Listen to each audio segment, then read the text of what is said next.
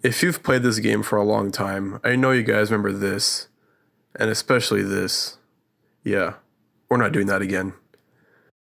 Hey guys, GrizzzlyGoat here, and I've been working on this video for a long time, but conversation on this topic has reached its peak in Rainbow Six, so I finally decided to drop a video. With the release of the new special event Showdown and Rainbow Six coming to an end, it has grown to many other minds of expanding this type of game mode permanently.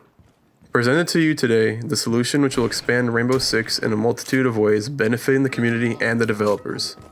The idea of adding an arcade mode is what the next thing Rainbow Six needs. To revive maps like Old Hereford and Barley University, to let Jaeger and Smoke spawn peak with ACOGs once again. This game mode expands the playability and the replayability of this game.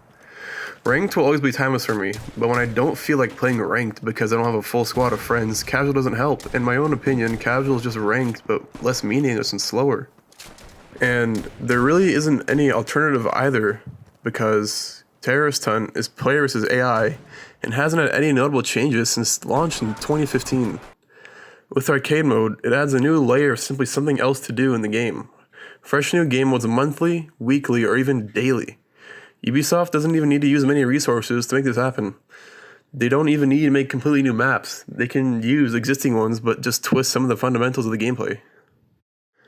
In such ways of changing speeds of actions, breaking barriers of restrictions of only one person per operator, or as IcyCat25 recommended in his recent video, operator and map playlists based on location and CTU, which would entail a little cool twist.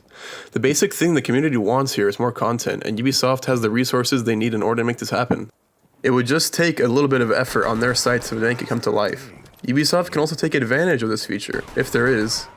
For example, an old school playlist with player feedback that can test and see major flaws of older map designs in order of remaking those maps, such as Favela and Yacht. Last season, Ubisoft put a pick and ban event twice.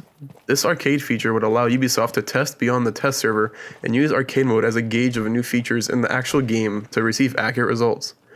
But what would be the difference, you might ask? Although alarmingly resemblant to Overwatch's system, the incentive can be alpha packs.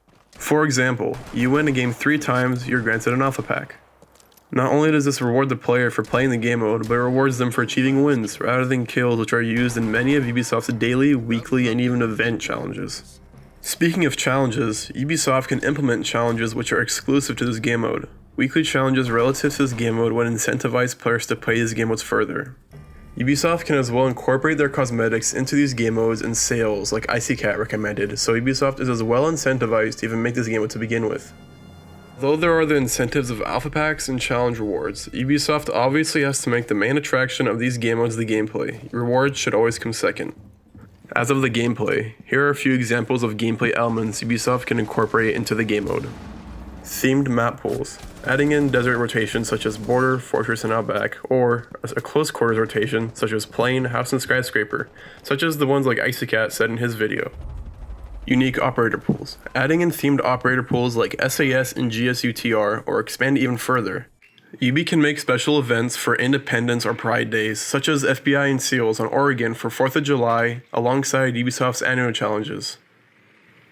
Old school, throwing it back to the SMG-11 ACOG and insta-swap on pulls on older maps such as Canal and Yacht to give a nostalgia hit to veterans who have played the game for a long time, and as well as selling old skins like Amazonia and Dustline for R6 credits if Ubisoft decides to do that. Tactical realism, I bet you haven't seen that one in a while. Finally seeing daylight in public games after 3 years. I'm not sure if Ubi just added this game mode in to fit the criteria of the Year 1 roadmap, but it's only in custom games, so Ubi, do something. Old special events. Return of old events from time to time such as Showdown and Rainbow's Magic. Ubisoft can re-implement Outbreak and when the new Rainbow Six game comes out to increase the hype of the new release, and if Ubisoft wants to, they can resell the same items from those old events for more, or promote voiceover packs from those events, a topic of discussion that has been floating around recently. Test new implementable gameplay mechanics. Ubisoft can test planned features in the base game for maybe features such as Ape, Operator Pick and Ban, or new game modes, Tattoo, and with Bomb, Hostage, and Secure Area.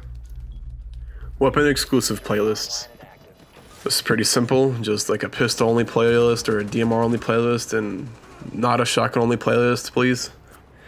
And maybe a game mode where you can pick any operator you want with no limits on how many people can pick the operator. Oh, maybe. Let's not do that. Never mind.